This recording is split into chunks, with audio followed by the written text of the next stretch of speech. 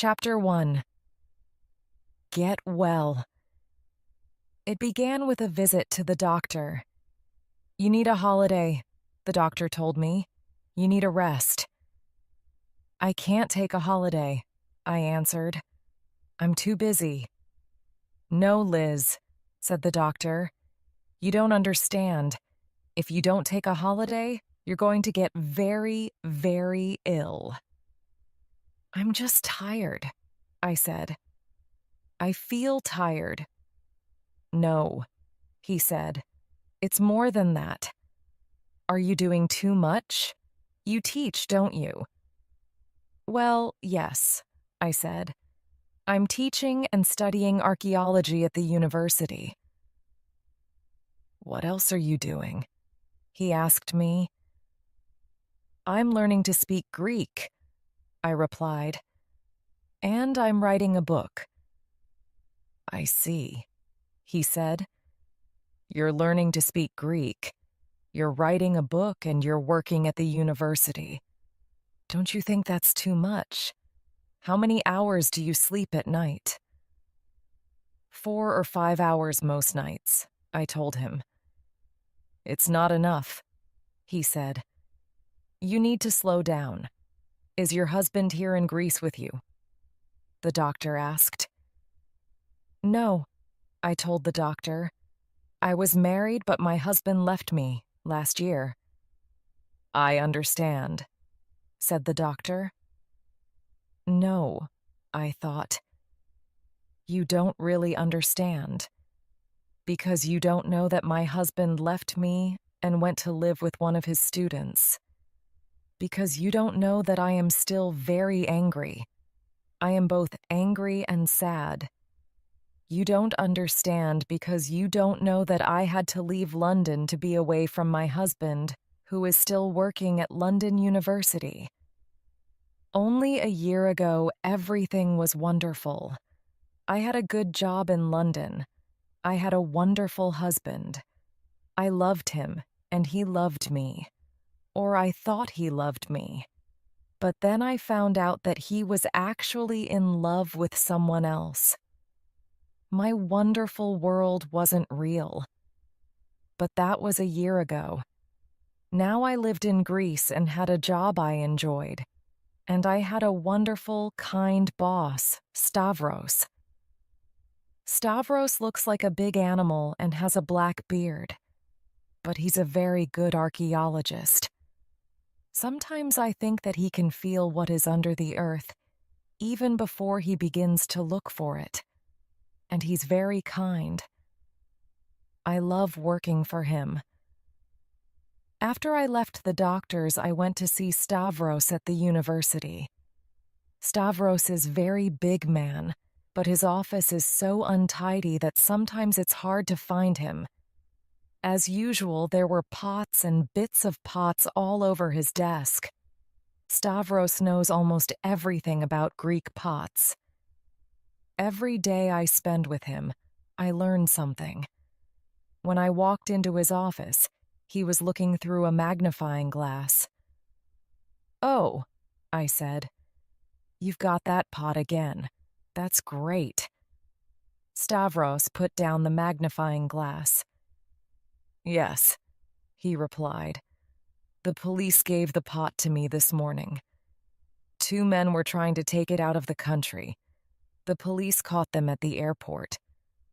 "That's wonderful," I said. "It's a lovely pot. It belongs here in Greece, in a museum." One of the biggest problems for all archaeologists is stealing. As an archaeologist, you want to find things because you want to learn about them. You want to learn about the people who lived in a place. You want to learn about the things they made. You can spend all your life looking at these pots and still learn new things. Pots tell you how people cooked and how they lived and what they did. But the people who steal just want to take the pots and make money. And usually they want to take them out of Greece.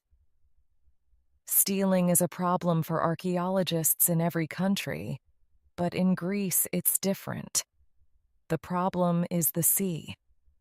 If you look at the things in the Greek museums, you will find that many of them were once under the sea. And there are still many wonderful things under the sea. So if you are rich and have a yacht, it's not difficult.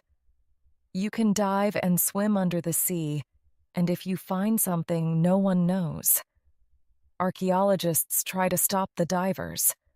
The police try to stop the divers. But it's not easy. The sea is very big and very empty. I looked at the pot on Stavros's desk. It was 2,000 years old. Stavros was watching me. "How are you, Liz?" he asked. "You don't look well." "The doctor says that I need a holiday," I told Stavros. "But what shall I do?" I asked him. "What about my students? What about my book? I can't just go away." "Yes, you can," said Stavros. "If the doctor says you need a holiday, then you must take a holiday. You must go. You're ill. Everyone can see that. You look terrible." "Thank you," I said. Stavros laughed. "You know what I mean. Of course you don't really look terrible. You're always beautiful, but you do look ill." "I don't think that I'm beautiful, but I know that I can look quite pretty. I'm tall with long legs and long brown hair. In the sun, my hair begins to go blonde, and that always makes me feel better. Some people say that I look a bit like the film star Julia Roberts. Perhaps I'm a little bit like her, but only on a good day. I don't look like a film star when I'm tired. I just look ill." "Do you want to go back to London?" Stavros asked. He knows all about my husband, but he never talks about it. I often spend my weekends with Stavros and his family. He has 3 young children, and we have lots of fun together. "No," I said. "I want to stay here. Perhaps I could stay at home for a few days and just do a little writing." "No," answered Stavros. "The doctor was right. You need to go away. Go to an island. The islands are so beautiful in April. Lots of flowers and no tourists. You can stay in my house on Sifnos," Stavros said. "But I couldn't," I began. "Of course you could," Stavros said. "My family and I go there every summer, but it's empty now. It's very small, but it's clean, and it has a bathroom and a kitchen." "Are you sure?" I asked him. "Of course," said Stavros. "And you'll love Sifnos. My house is in a village called Pulati. It's a fishing village. It's beautiful." "Are you really sure?" I asked again. "Yes," he said. "Of course I'm sure." "Okay then," I agreed. "I'll go to Pulati. Thank you, Stavros. Thank you very much." "Fine," Stavros said. "My good friends Eleni and Giannis live there. They're very friendly. I'll ring Eleni now. She has the key and lives next door. She owns the restaurant in Pulati, the Taverna. Her brother Giannis is a fisherman. I'll tell them that you are coming. Pulati is very quiet," he said. "It's a very special place. There's nothing to do there but rest and get well." Chapter 2. Gold. The boat for Sifnos left very early in the morning. Because it was April, there were not many people on the boat. The deck was very quiet. I sat in one chair and put my feet on another chair. The sea was very blue and it was warm in the sun. I fell asleep. When I woke up, we were passing Seriphos. It's the island before Sifnos. Seriphos is like Sifnos. The houses are all white and square like pieces of sugar. It's very pretty. As the boat got close to the land, I could smell the plants and see the purple of the mountains. I was very happy. I love the Greek islands, but I didn't know Sifnos. There are so many islands in Greece, you can only know a few of them. I took my guidebook out of my bag and began to read. I knew some of the history of the island already. Lots of places to visit, I thought. I turned the page. Sifnos was once very rich, the guidebook told me, because of its gold and mines. I knew that. I've seen the treasury of Sifnos in Delphi. Many, many years ago, the Greeks thought that Delphi was the center of the world. Like Stavros, I thought. He often says that Greece is the center of the world. Many years ago, the Greeks built a great temple to the sun god Apollo in Delphi. Every year, everyone in Greece had to give something to Apollo's temple in Delphi. They gave Apollo the best fruit and gold from the gold mines. They always gave Apollo the best. The treasury was where the people of Sifnos kept the gold which they gave to the temple of Apollo in Delphi. They built it 2,500 years ago. But there was a story in my guidebook that I didn't know. One year, the people of Sifnos said, "Why do we do this? We need the gold, too."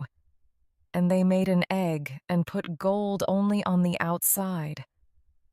Apollo will never know, they said, and they went to Delphi with their egg, which was only gold on the outside. But Apollo knew that the egg from Sifnos was not the same as a gold egg. He was very, very angry, and he made the gold mines on Sifnos fall into the sea. And that is where they are today. And there is no more gold on Sifnos. I liked the story. I didn't know if you could still see the old gold mines. I'll ask Eleni, I thought. Soon the boat arrived in Sifnos. In front of all the cars on the boat was a line of old ladies in black. They were all carrying big bags and stood waiting to get off. They looked like runners at the beginning of a marathon. Then the boat stopped and the old ladies ran forward. I laughed. It's always the same on Greek boats. The grandmothers are the first to get off. I didn't run. I wasn't in a hurry. The boat arrives at the little harbor of Kamares.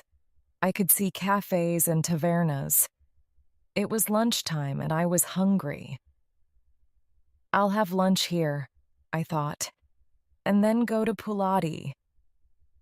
I walked along the harbor. There were lots of fishing boats, but also one very big motor yacht. There were 3 men on it. "Hello, beautiful," one of the men called. I hate it when men call at me like that. I looked at him. He was dark with a black mustache. Beside him sat another man reading a newspaper.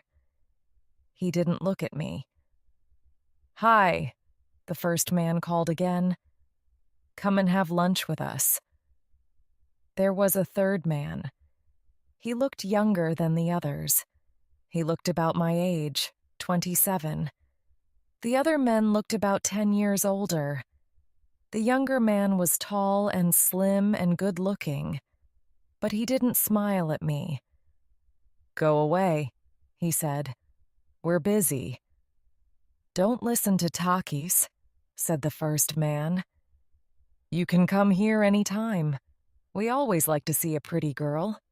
"Shut up, Mike," said the man called Takis. He turned away and went down the stairs inside the yacht. I walked away.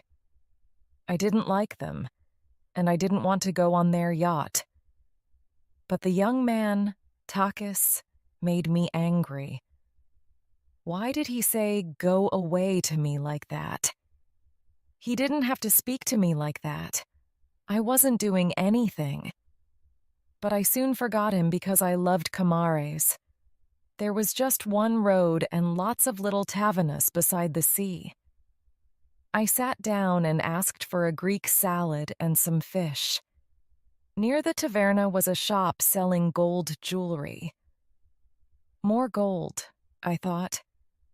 Why does everyone want it so much? Why is gold so special and not silver?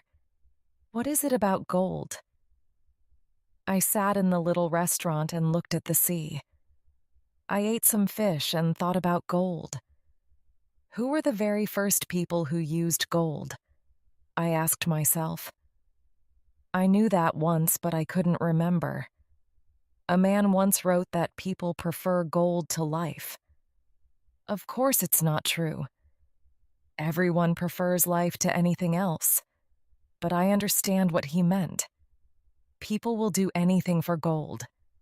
Everyone wants gold. Many people have died for gold. Gold is dangerous. Chapter 3. Pulati. I took a taxi to Pulati, and I met Eleni and Giannis. They were very friendly. Eleni showed me Stavros's house. I loved it. The house was just above the beach, and it had a small garden. It was very quiet. I sat down in the garden and looked at the sea. I will get well here quickly, I thought. Stavros was right. This is a very special place. What can I say about Pulati? It has a beach and a small harbor with a few fishing boats. There is Eleni's taverna, and a shop that is also the village cafe and bar. But that does not tell you very much. You can say the same about most Greek fishing villages, but Pulati is different. Is it that everything is white? The houses are white, the church is white, and even the paths between the houses are white. Or perhaps what I love about Pulati is the feeling that everything has been there forever. Of course that's not true. The plastic chairs in the cafe are new, and some of the houses are new, but it feels old. The village feels as old as the mountain behind the village and the rocks under the sea. Or maybe it's the color of the sea. Blue as a winter sky without clouds, but also green. The sea is green where it covers the large flat rocks on one side of the harbor, and further out it is blue and green. And then just blue. Blue until it meets the sky. Yes, that's why I love Pulati. Because of the sea. I sat in the garden that first afternoon, and I saw only the sea and a few small boats. Nothing moved, but very slowly the color of the sea changed. You can sit all day and just watch the sea. In the cafes, the old men sit every day and watch the sea. Once, the old men were fishermen, but now they watch the young fishermen go out in their boats and watch them come back with fresh fish for all the people of Pulati, and some for the main town of Apollonia, which is in the middle of Sifnos, on the other side of the mountain. The one road from Pulati goes to Apollonia. I soon found that there were only a few roads on Sifnos, and only a very few cars. There were 3 or 4 buses every day which went to and from Apollonia, and there were taxis too. But there were lots and lots of paths. Some of the paths were very, very old. They were stone paths, and as an archaeologist, I found them very interesting. I wanted to walk all over the island along these paths, but I was still too tired. So like the old men, I sat in the cafe and in my garden, and I looked at the sea. Before I went to Sifnos, I thought that I was going to do lots of work on the island. I took lots of books to Sifnos, but I didn't open them. I just looked at the sea and watched the fishermen. And soon I began to feel better. I went for short walks around Pulati and Apollonia. It was very quiet walking along these paths. There were birds but no cars, and only a few people. But there were often people in the fields. They smiled and waved. Often they stopped me. Come here, they said. And then they gave me tomatoes and oranges. Or they said, come and eat with us. And then I sat down in their fields and ate lunch with them. Bread, goat's cheese, and small sweet onions. And we drank wine made from their grapes, and water. Sifnos, unlike many Greek islands, has lots of water. Days passed very quickly. I got stronger every day. I love walking, and this was an island big enough for good walks. I started to go swimming, too. And in the evening, I went to Eleni's taverna. Sometimes I ate alone, and sometimes I ate with Eleni's brother, Giannis. Giannis was a fisherman. I thought that he was about 50 years old, but it wasn't easy to say. Years of sun and wind and seawater made him look older. Giannis told me where I could find the best paths, and he told me the names of the plants and the trees. Giannis always sat down and talked to me after dinner. He was very interested in archaeology, he said, and he showed me a small pottery cup. I found this in my garden, Giannis said. How old is it, Professor? He always called me Professor. It was his little joke. He liked to make me laugh. I always laughed when he called me Professor. I don't know, I replied. It could be 2,000 years old or it could be 50 years old. The pottery here hasn't changed very much. It's the same now as it always was. If you want me to tell you the date of this pot, I must take it to Athens, to the university. It's not important, said Giannis. The date isn't important. It's beautiful, and that's all that matters. I smiled. That's true, I said. When I was a boy, Giannis told me, there were 500 potters working in Sifnos. Now there are 11. People find pots from Sifnos all over Europe, and today many of the pots in Athens are still made by people from Sifnos, he said. If you go to Marousi, outside Athens where all the potteries are, you will find lots of potters from Sifnos. But I was more interested in the old pots. I like thinking about the past. I prefer the past to the present. Now, what do we know about now? About the present? Nothing. There isn't the time to find out. But when you try to find out about the past, there is lots of time. But then, I'm an archaeologist, as you know. The past is my country. Where are the old potteries on Sifno? I asked Giannis. I'll show you, he said. In Eleni's taverna, as in all Greek tavernas, there were paper tablecloths on the tables. Some of the tablecloths had pictures of boats on them, and some had maps of Sifnos. At my table, the tablecloth had a map of Sifnos. Giannis took a pen out of his pocket and drew on the map. There used to be potteries here and here, he said, and here and here. What about that mark there? I asked. That's Agios Sostis, said Giannis. Was there a pottery at Agios Sostis? I asked. No, said Giannis. That's where you can find the gold mines. Gold? I thought that there wasn't any gold on Sifnos now, I said. You can find gold, smiled Giannis. Not a lot of gold, but a few bits here and there. Not many people know where it is, but I do. I'll take you there one day. I often go fishing near Agios Sostis. It's a good place to find fish. There are caves under the water. The fish like that. And sometimes you can find bits of gold, too. Really? Are you the only person who knows where the gold is? You must be careful, I told Giannis. I was joking. We laughed.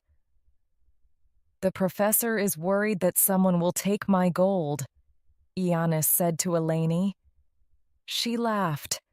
We all laughed. I went home and fell asleep. When I woke up, it was dark. There was a very loud noise. Then another. I ran outside. Eleni was running along the beach. There was a fire in the harbor. One of the fishing boats was on fire. Giannis! Eleni shouted. Giannis! Chapter 4. The Fire.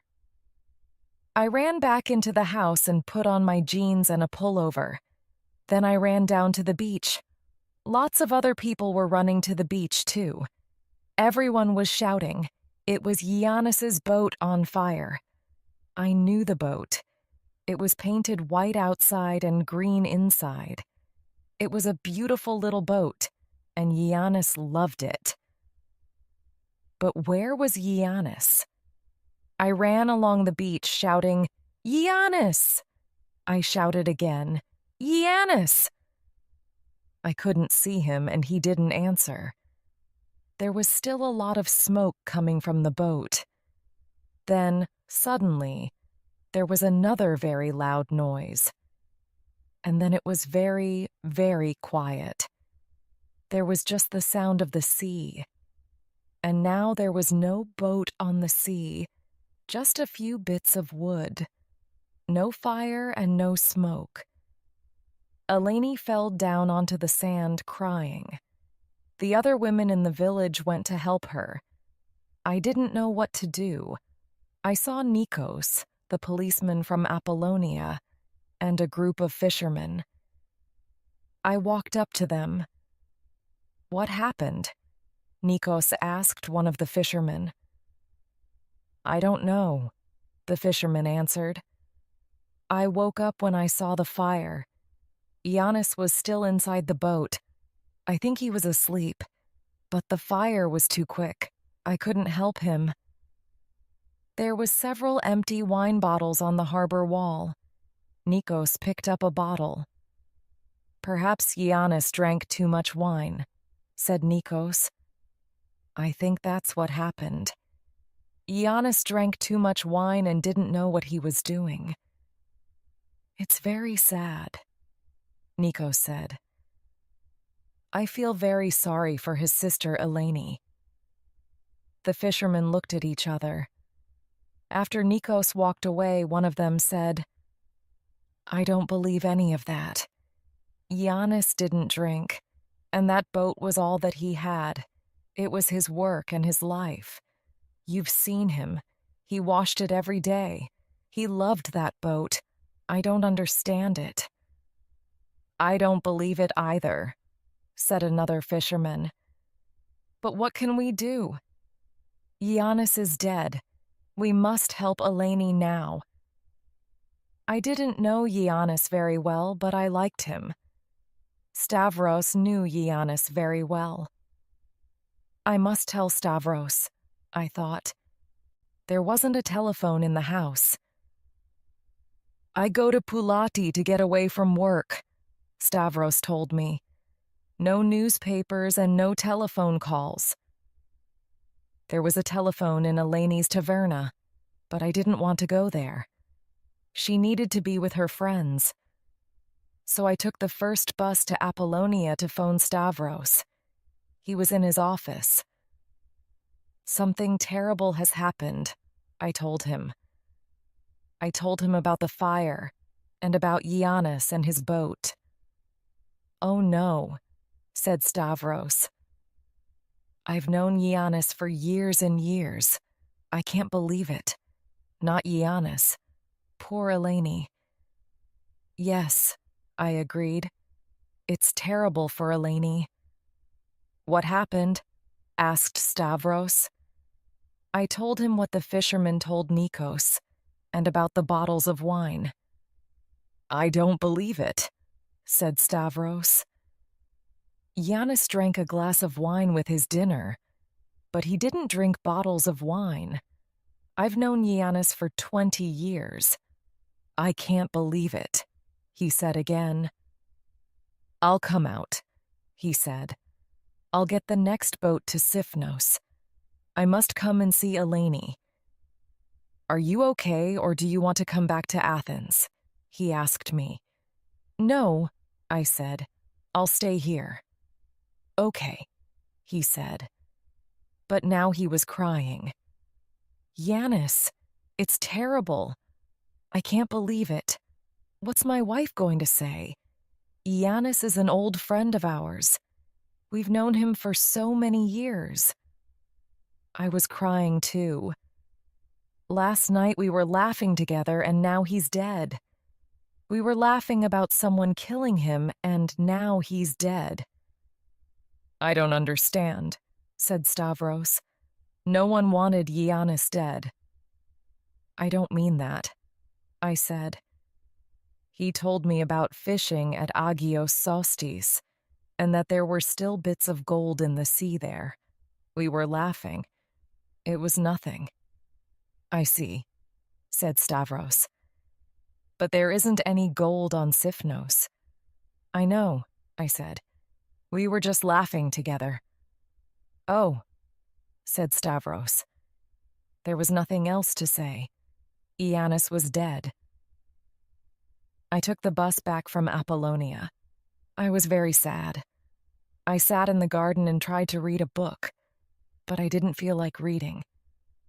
I think I fell asleep because the next thing I heard was two men shouting. I was sitting behind a large tree so they couldn't see me.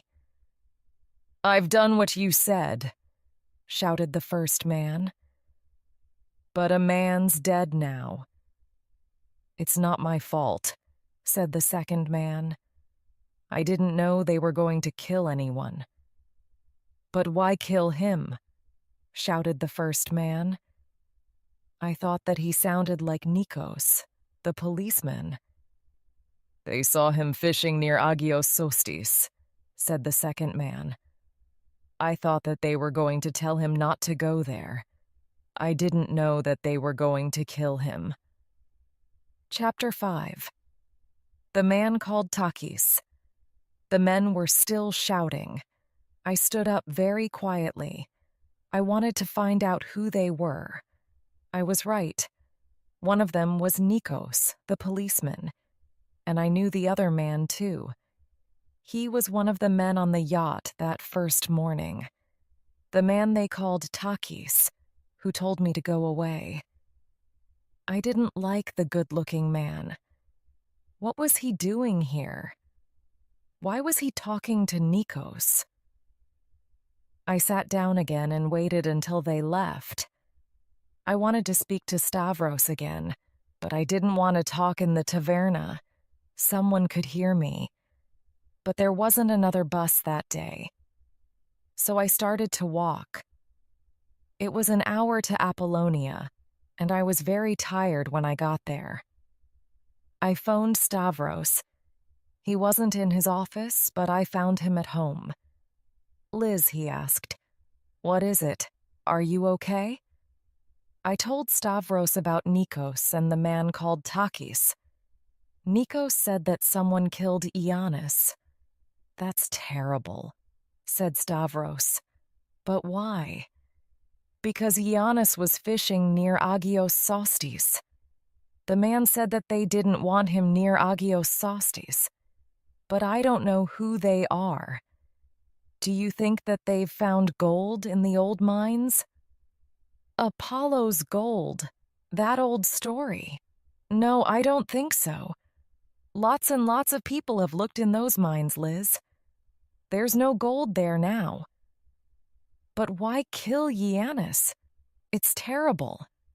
And I can't go to the police because Nikos is a policeman. Did you say that the other man, Takis, was on a yacht? Asked Stavros. Yes, I answered. The yacht was in Camares when I arrived. It was the biggest motor yacht I've ever seen. How many men were on the yacht? Stavros asked. There were 3 on the deck. One of them spoke to me. They called him Mike. One of them was sitting down. He was wearing a lot of gold, I said. And the third man was the one called Takis. He's the man I saw this afternoon with Nikos. A big yacht, and men wearing gold, said Stavros. He was thinking, did you see any diving things on the yacht? He asked. No, I said. But that doesn't mean there isn't any. It was a very big yacht. I knew what Stavros was thinking. Stealing. Diving into the sea and finding pots or other valuable things. And selling them. You can buy lots of gold jewelry if you sell even one small Greek pot. Do you think that the men on the yacht have found something in the sea near Agios Sostis? I asked Stavros. Perhaps they've found a statue. There's a famous Greek statue which was found in the sea not very far from Sifnos. It was found near Milos, which is the next island to Sifnos. You can see Milos from Sifnos. The statue is in the Louvre Museum in Paris. It's called the Venus de Milo. Perhaps they found another Venus de Milo, I said. What do you think? I asked Stavros. I don't know, said Stavros, but I'll talk to some people here. The police in Athens may know something about them. But these men are dangerous, Liz. Yes, I said. So don't do anything yourself, said Stavros. Don't go near these men. Stay in Pulati. Will you be here tomorrow? I asked Stavros. No, he said. There isn't a boat tomorrow. I'm coming on Tuesday. And don't go to Camares without me. I know you, Liz. You always want to find out everything. You don't like waiting. I won't do anything stupid, I said. Good, said Stavros, because these men are dangerous. Remember that. They've already killed a man. I'll remember, I said. But as I came out of the telephone office, I saw Mike from the yacht. He was sitting in a cafe drinking coffee. He waved to me. Hello, beautiful, he said. Are you coming to see us? I don't know, I said. Maybe. Come and have lunch with us tomorrow, he said. We'll go out in the yacht. I'll show you the island. Perhaps they have found a pot or a statue or something under the sea, I thought. It's only lunch. I'll just have a look round the yacht, and then I can tell Stavros when he comes. That sounds very nice, I said, but I can't stay long. That's okay, he said. He was smiling. The next day I took the bus to Camares and walked along the road to the yacht. As I stepped onto the boat, Takis came up the stairs from inside. What are you doing here? He asked. Go away. We don't want you here. He was angry. But Mike was behind him. I asked her to come on the yacht for lunch, Takis, he said. Is there a problem? Yes, said Takis. We don't want her here and we don't have time to stop for lunch, Mike. Don't listen to Takis, said Mike. He works too hard. Mike put his arm around my shoulders. We're going to have fun, you and I know it. Chapter 6. On the yacht. The yacht was very big. It wasn't a pretty yacht. It was just big and fast. I hated it. I like yachts that look like the Greek fishing boats. At first, I only saw the main room downstairs. Mike said that there were some very nice bedrooms, but I didn't want to see them. Not with Mike. Apart from Mike and Takis, there was the boss. The boss was called Mr. John. He was also the captain of the yacht. Mr. John didn't say very much, so I didn't know where he came from, and he looked at me as if I wasn't there. I didn't like him. In fact, I didn't like any of them. We left Camares and sailed north. I lay in the sun and closed my eyes. Perhaps they'll think that I'm asleep, I thought. Then I can listen to what they are saying. The first voice I heard was Takis. "We'll be close to a beach soon, Mike," he said. "Why don't you get off there with the woman? You can have some fun. We can come back for you later." "You never stop, Takis, do you?" answered Mike. "What's your problem? Don't you like women?" "I like women," said Takis, "but not when I'm working. What happens if she sees?" I couldn't hear the next bit. They were speaking very quietly. "She won't see anything," said Mike. "She's just a stupid tourist." "How do you know she's stupid?" asked Takis. "Well," said Mike, "she's pretty, and pretty girls are all stupid." Pretty girls are stupid, I thought. So that's what you think. How wrong you are. But if you want to think that I'm stupid, that's fine. We had lunch. The yacht was going round the island. We passed a village and a beach. There were people swimming. Then there was nothing and no one. Just gray rock. It was very, very quiet. Mr. John was talking to someone, but I couldn't hear what they were saying. The yacht was closer to the land now, very close. There were no beaches here. It wasn't like Pulati. The yacht stopped. I looked up and all I could see was rock. About 20 meters high, I thought. And it wasn't the kind of rock that you could climb. It was straight, like the wall of a house. I was beginning to feel very afraid. I was alone on a boat, and there was nothing but sea and rock. If I shouted, no one could hear me. Why didn't I listen to Stavros? Mike came up. "Would you like to go downstairs for a rest, Liz?" he asked me. "I'm sure that you're tired." "I'm okay here," I said. "That's not very friendly," said Mike. "And I thought that you were my friend."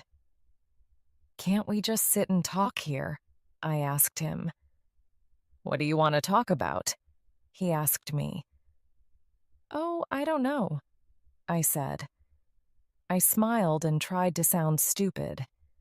"You must be very clever to have a big yacht like this. What do you do?" I asked him. He smiled and put his hand on my knee. "This and that. We buy and sell. Nothing to worry your pretty little head about." I smiled at him. Buy and sell, I thought. Buy and sell what? "You make it sound very easy," I said. "But I'm sure I couldn't do it." "A pretty girl like you doesn't have to work," said Mike. "I could look after you, if you were nice to me." Nice to you, I thought.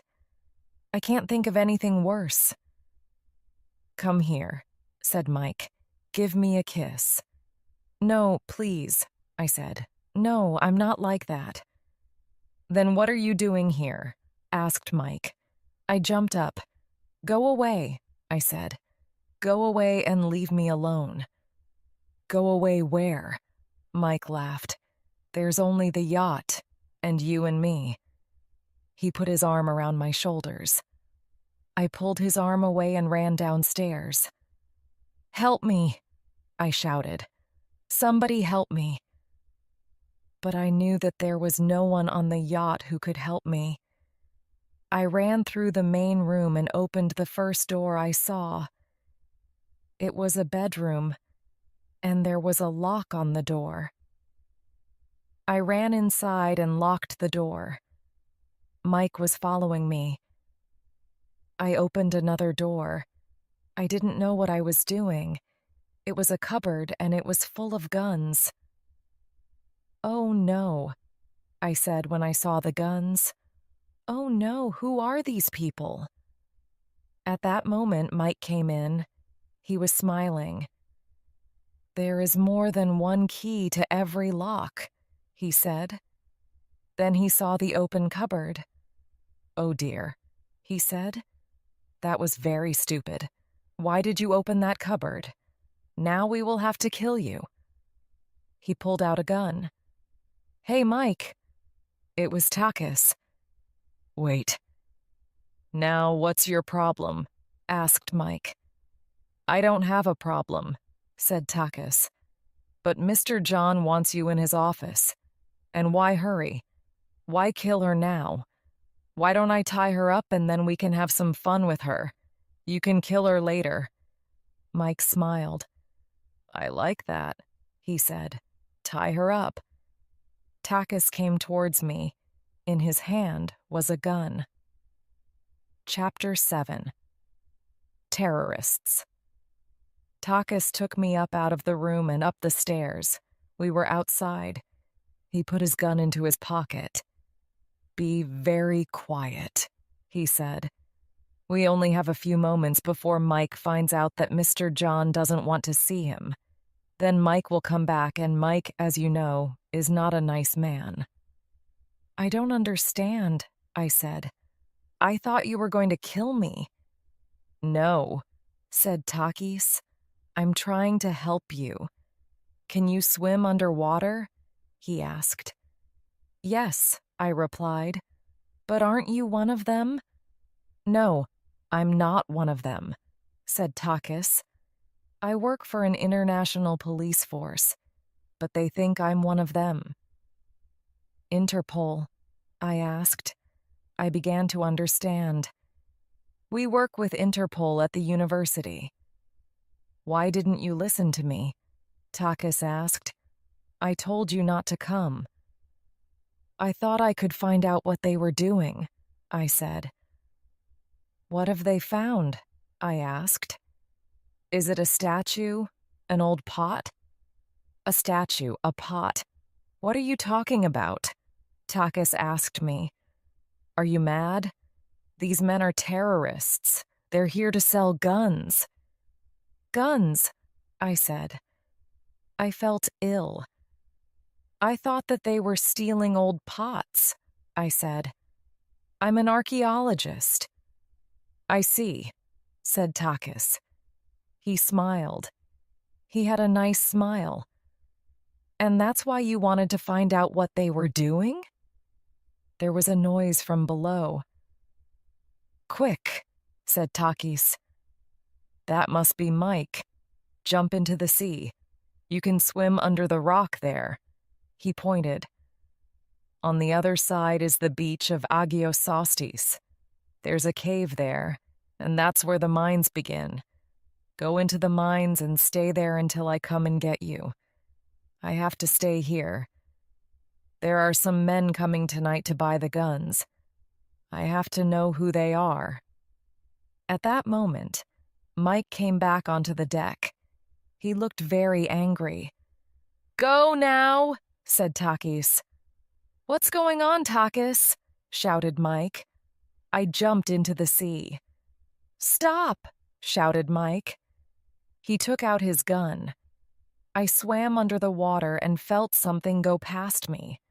Mike was shooting at me, but nothing hit me. I was okay. I swam to the back of the boat and put my head above the water. Mike was shouting at Takis, but I couldn't see them. "Why did you let her go?" Mike was shouting. She was a pretty girl, why not? Answered Takis. Then I heard a heavy noise. I swam forward a bit. I saw Mike hit Takis. Takis fell down. What's happening?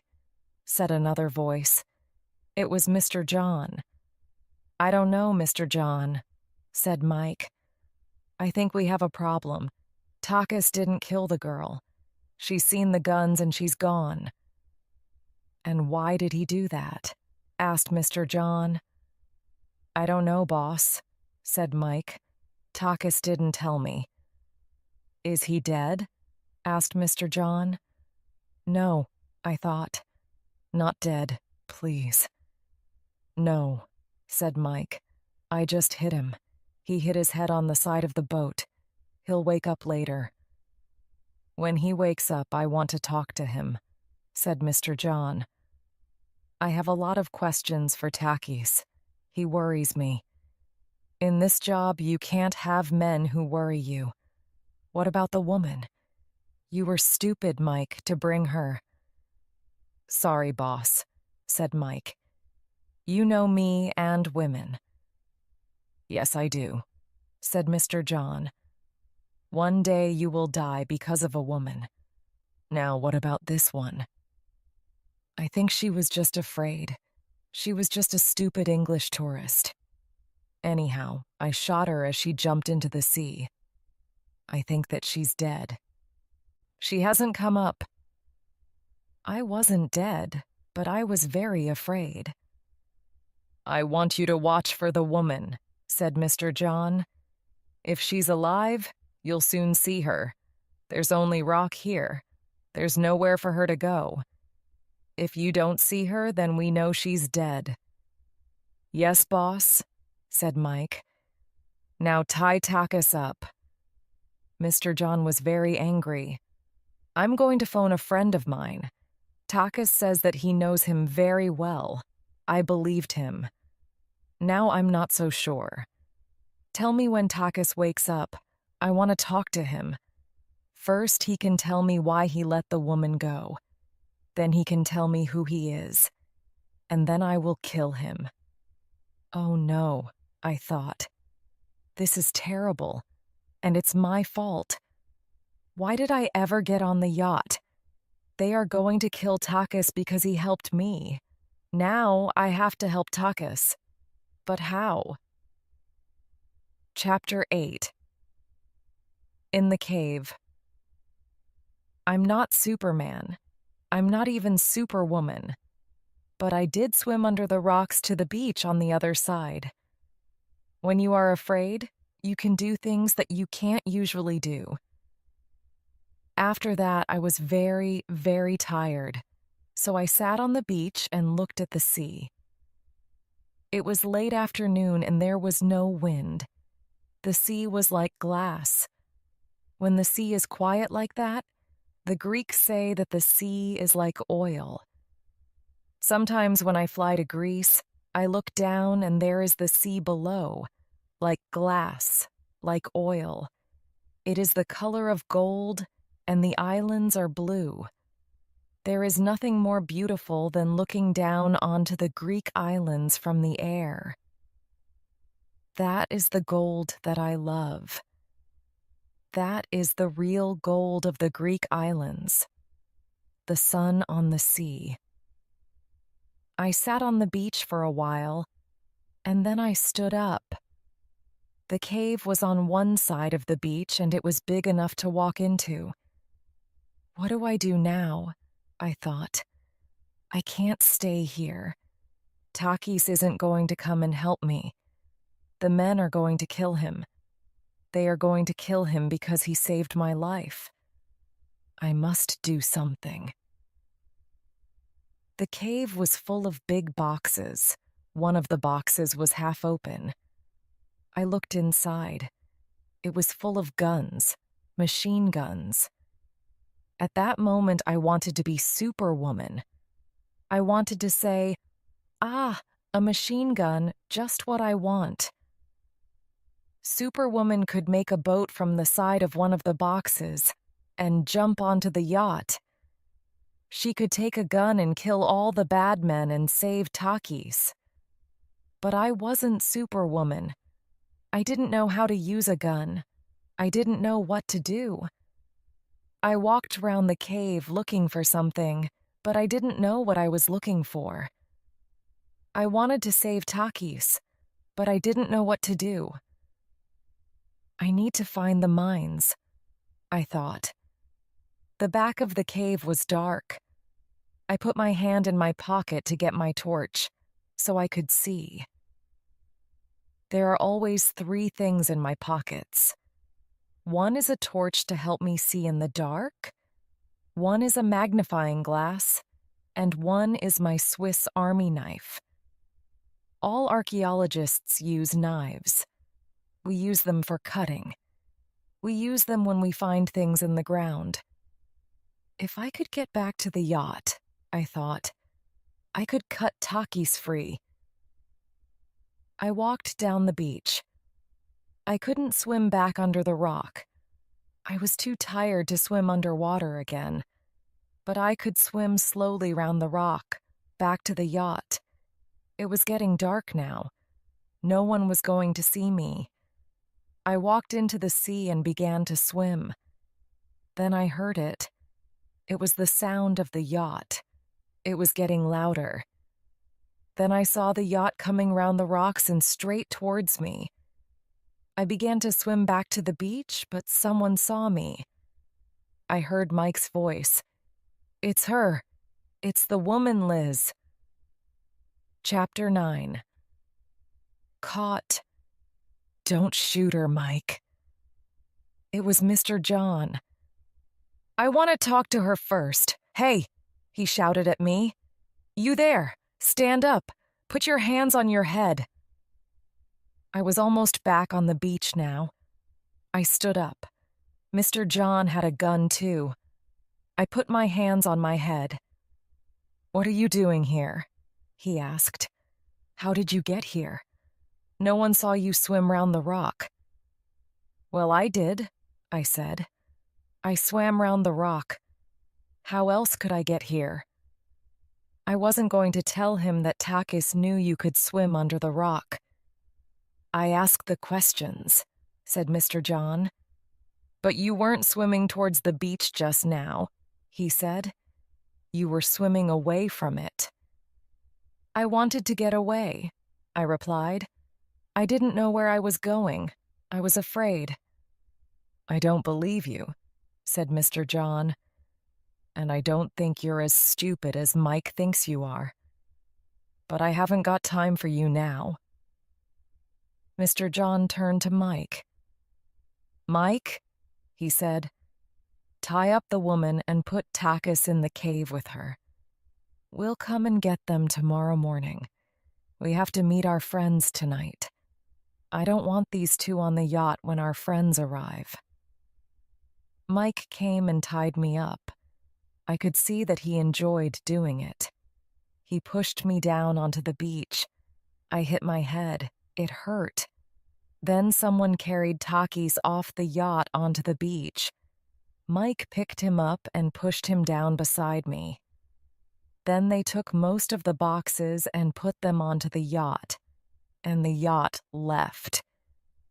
I didn't know if Takis was dead or alive.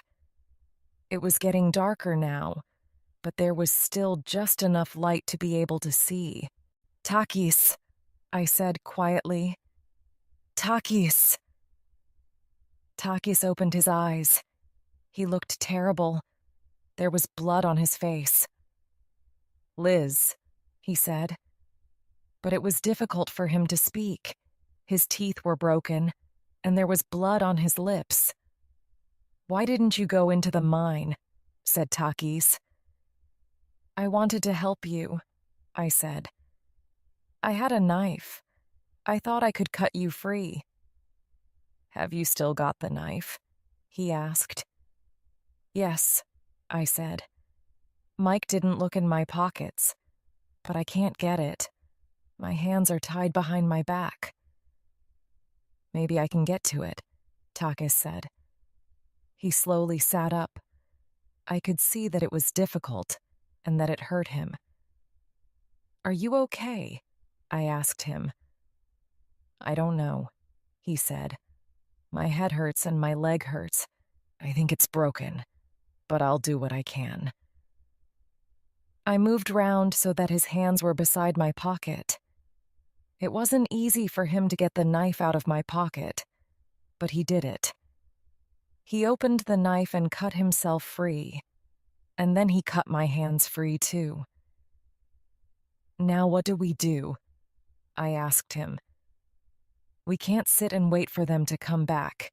We have to get out of here." Takis tried to stand up, but then fell down again. "I can't stand," he said. "I'll have to stay here. Get me a gun from that open box and then go. Run into the mines. Don't let them find you." I went to the box and pulled out 2 guns. I gave one to Takis, but he couldn't take it. There was blood on his shoulder. "I'm not leaving you," I told him. "Then they'll kill both of us." "Show me how to use the gun," I said. Takis showed me what to do. "They aren't Greek, are they, these men?" I asked Takis. "No," said Takis. "They come from different countries." "But why are they here in Greece?" "That's a good question," said Takis. "You see," he began, "Greece is the center of the world." I smiled. "Why are you smiling?" he asked me. "It's just that a friend of mine often says that." I thought of Stavros. I was never going to see Stavros again. "It's true," said Takis. He drew a map in the sand with his finger. "Greece is here, in the center. You have Russia and the Balkans here and Africa here, and the Middle East is here," he said. "Greece is in the middle, and all the terrorists come here. And we don't want them. It makes us very angry. We don't want these people in our country. My job is to stop them." We talked a little. It wasn't easy for Takis to talk because he was badly hurt. He needed to go to a hospital, but there was nothing I could do. "Do you have a wife?" I asked Takis. "Children?" "No," Takis said. "Only my mother and father. I don't think I could do this job if there were children in my life." "Are you married?" he asked me. "I was married," I told him. So we talked. Takis spoke very good English. He was also interested in archaeology and books and music. We were interested in lots of the same things.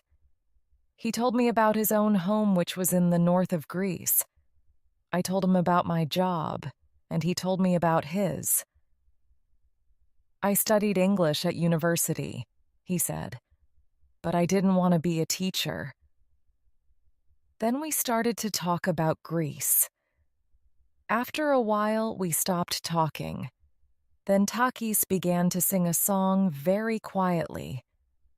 It was an old song, a very unhappy song about dying. Greeks always sing. They sing when they are sad and when they are happy.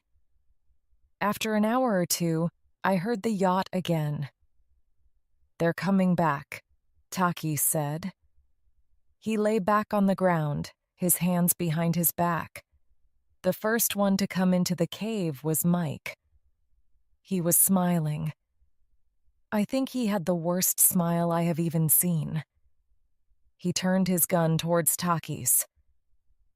"Mr. John has decided that he doesn't need to talk to you, so it's goodbye." Chapter 10. Apollo's Gold. I don't know how I did it or what I actually did, but I lifted the gun. The noise was terrible, but Mike was dead. "Be careful with that gun," shouted Takis. "You nearly killed me, too." I put down the gun. Liz. Takis spoke more quietly. It's okay, don't worry. You did what you had to do. I'm sorry I shouted at you. But now just do what I say and get back into the mine. Mr. John will be here any moment. I don't want anything to happen to you. I'm not leaving you alone like this, I said. I went to pick up the gun. Don't move, said a voice. It was Mr. John. Get back, he said to me. I moved back away from the gun. You are beginning to make me angry, said Mr. John. That is not a good thing, and so I am going to kill you. He pointed the gun at me. I could see Takis trying to get up, but he wasn't strong enough. Then I heard something else outside. It was another boat. It was coming towards the beach. Mr. John turned round. This is the police, someone shouted. Put down your guns. Then Mr. John put his arm around my neck. If you come any closer, this woman dies, he shouted. But at that moment there was the noise of a gun, and Mr. John fell backwards. Then a large man ran into the cave, a man I knew very well. Stavros! Nikos the policeman was with him. He was holding a gun. Is everyone okay? Said Stavros. Yes, I said. I think so.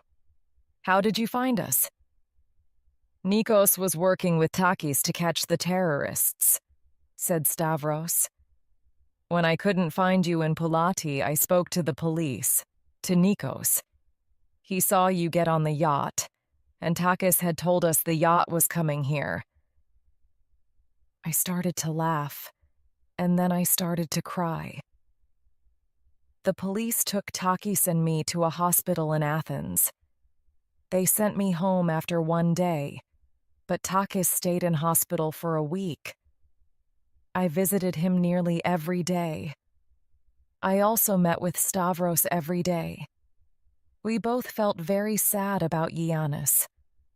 In the summer holidays, 7 weeks after Giannis had died, Stavros and his family went back to Pulati to be with Eleni. I stayed in Athens, and one afternoon in June, while I was at home reading, my doorbell rang. It was Takis. I was really pleased to see him. We talked for a bit. He told me that Mr. John and some other men were now in prison. Nikos and the police found the men who bought the guns, Takis said. And I've got something for you, Liz. He gave me a small brown stone.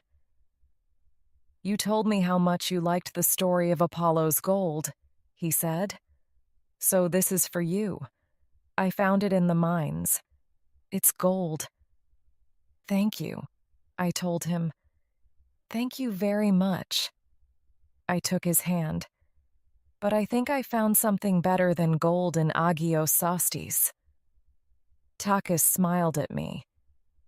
I'm glad you feel like that, Liz, he said, because I feel like that too.